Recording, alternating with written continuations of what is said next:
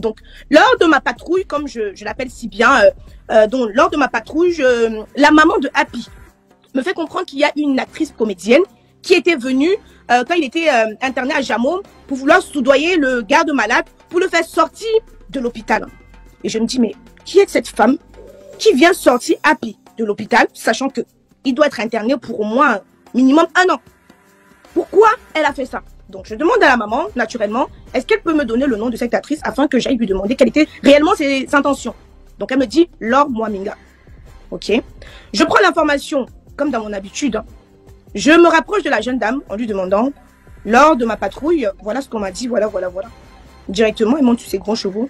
Oh, vos bêtises des réseaux sociaux, c'est monté, c'est descendu. Pourtant, ma démarche, elle était normale, non?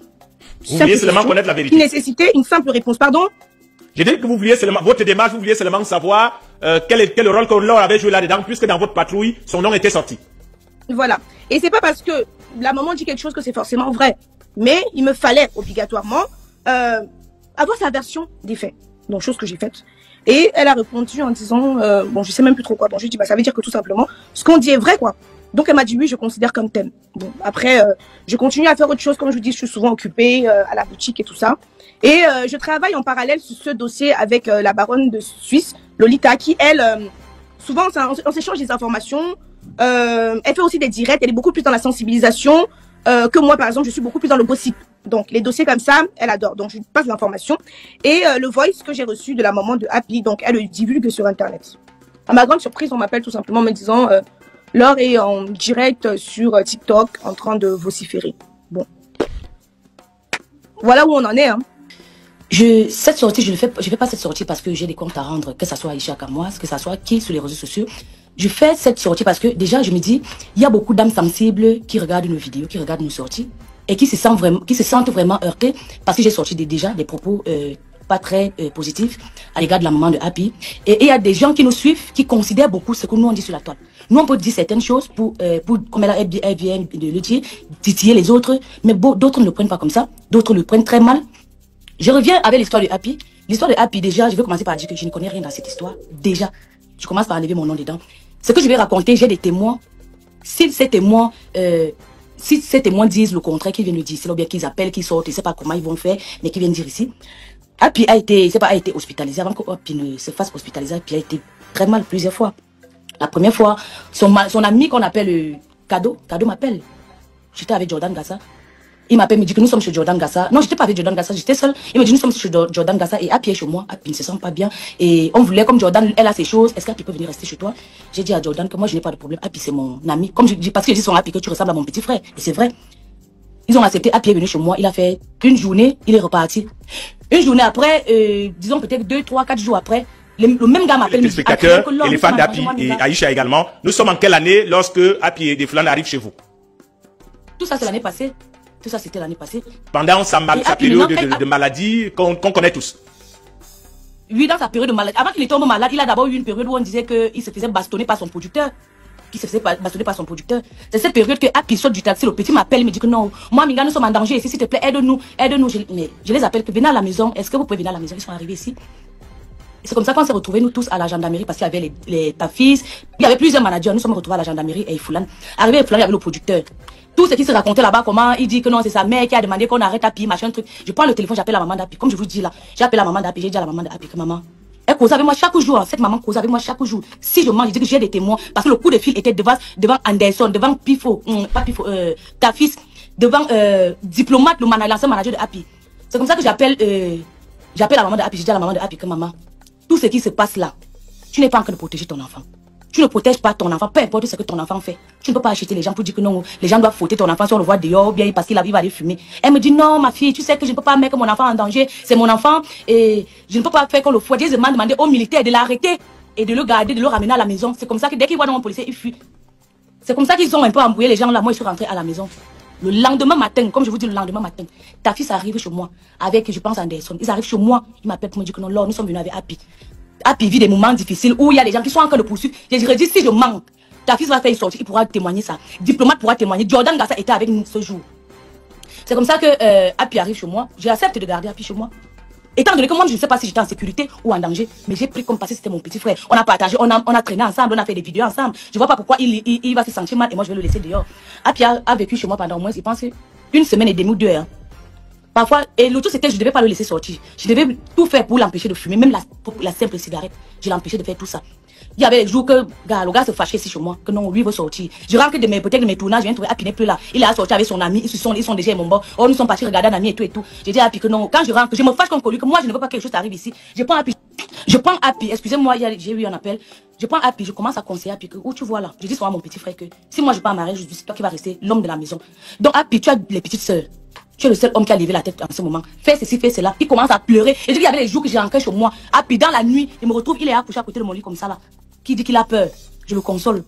Un jour comme ça, je suis rentré, je n'ai pas trouvé Api chez moi. Je suis rentré de mon travail, je n'ai pas trouvé Api chez moi. De quoi est-ce qu'il souffrait l'homme Mominga? De quoi Api, vous qui avez vécu avec lui quelque temps dans la même maison, de quoi souffrait exactement Api Defoulan? Tout ce qu'Api passait le temps à me dire, c'est que quand il se réveille, peut-être comme il se sautait souvent dans la nuit, il dit, je te jure, je n'arrive pas à croire qu'on veut me violer. Je n'arrive pas, c'est tout ce qu'il avait dans sa bouche. J'appelle Jordan, je dis à Jordan qu'Api dit qu'on veut le violer. C'est même qui veut le violer. C'est tout ce qu'il avait dans la bouche ici là. Qu'on veut le finir, on veut finir sa carrière, on veut le violer. Il ne peut pas accepter ça. C'est tout. Api, un jour, il dit, je suis rentré ici, j'ai plus trouvé Api. Api était à partir, je ne sais pas. J'appelle la mère d'Api. C'est comme ça qu'on me dit que Api est avec ses amis. Parce qu'elle me dit que non, elle ne connaît pas. Elle essaie d'appeler Bambino. Bambino ne connaissait pas, il était avec Kado. Les gars étaient Foulan. Maintenant, Foulan, 3 jours après, on me dit que Api est à Jamo. Maintenant, on revient même au but du sujet parce que c'est là le sujet même. Api se retrouve à Jamo. On me dit qu'Api est à Jamo. Et moi, Minga, je vais rester à la maison sans aller rendre visite à Api. Mais c'est un truc, je ne sais pas si c'est normal, ça ancre dans la tête des gens. Je me suis levée. Le lendemain, j'étais avec mon ami. Mon ami me dit, je ne veux pas que tu partes dans les histoires de Api. Ne pars pas là-bas parce que s'il est déjà à l'hôpital, attends, peut-être que demain, tu vas partir demain. Laisse d'abord reposer aujourd'hui parce qu'en fait, on avait nos choses à faire. Lui ne voulait pas que je parte. Je me suis levée. Je suis partie à Jamo. Il y avait Anderson. Il y avait Kado. Oh non, Kado n'était pas. Il y avait Bambino. Je ne vais pas appeler Bambino maintenant. Il y avait Bambino qui était là.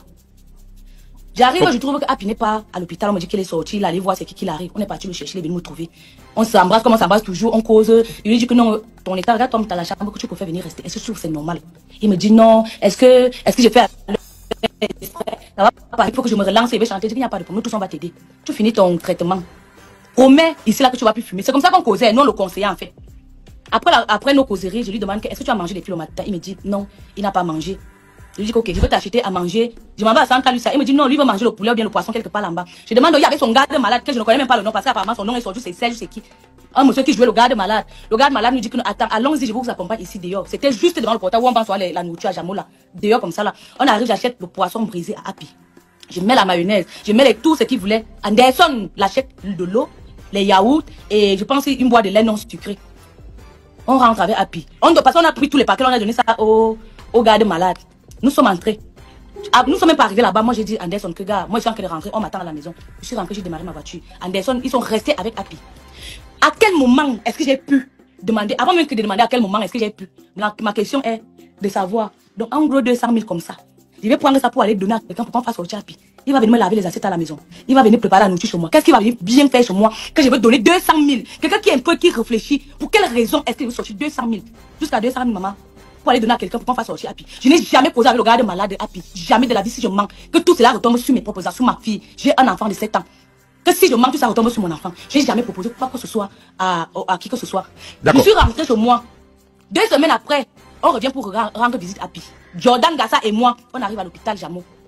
On part jusqu'à dans sa chambre, on nous dit que Api n'est plus là. Depuis qu'Api est parti, on arrive à la réception, on nous dit que Api est parti. Je prends le téléphone, j'appelle la maman de Api, que maman, j'espère qu'Api n'a pas fui. Est-ce qu'Api est chez toi? C'est comme ça qu'elle me dit que non. Moi, Minga, Api est chez moi. J'ai décidé qu'il vient d'abord rester un peu ici à Ebolova.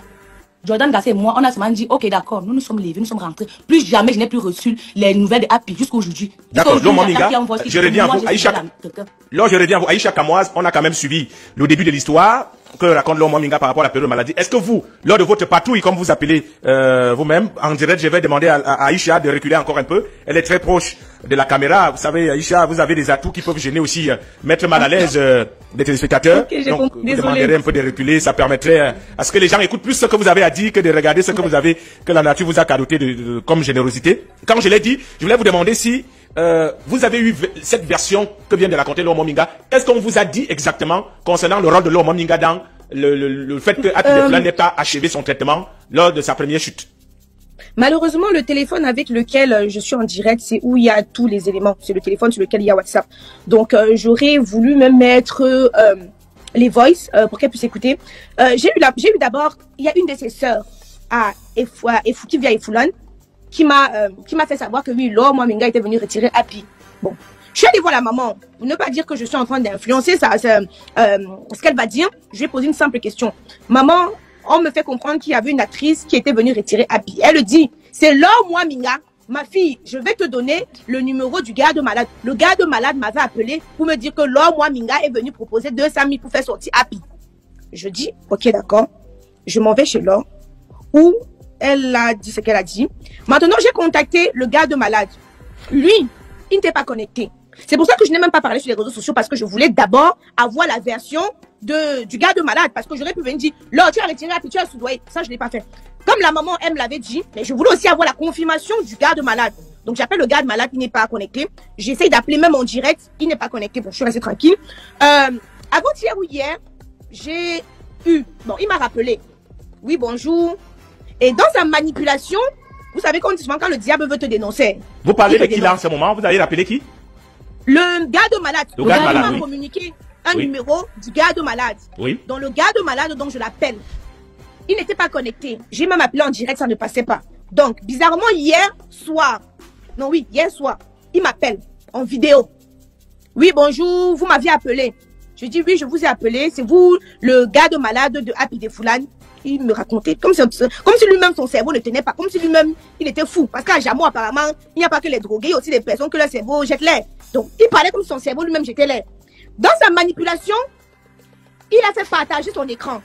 Quand il partage son écran, il est en train de parler avec une... où c'est Sonia AVS, un truc comme ça.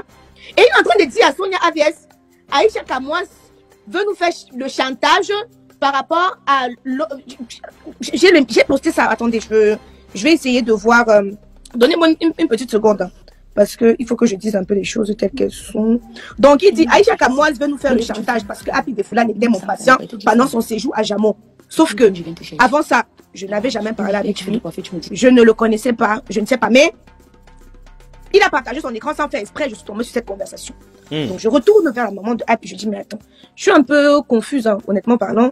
Tu m'as communiqué un numéro me disant que c'était le garde malade de Happy qui était censé me confirmer que oui, effectivement, moi, Minga est venu, excusez-moi du lapsus, a voulu retirer Happy de l'hôpital. Ah, ma fille, non, je vais te donner le numéro d'une autre personne. Je dis, c'est quoi un peu ce... Je me retrouve dans quoi, au fait? Vous vous retrouvez dans cet embarras où on vous tiraille un peu partout, vous n'avez pas la version que vous cherchiez. Voilà, c'est ça. Je me retrouve, je me dis, mais je dis à un moment. Pendant que nous sommes en direct, donc peut-être que nous restions, nous sommes en télévision, donc c'est juste pour dire alors de bouger moins, parler moins avec peut-être ses assistants. Là,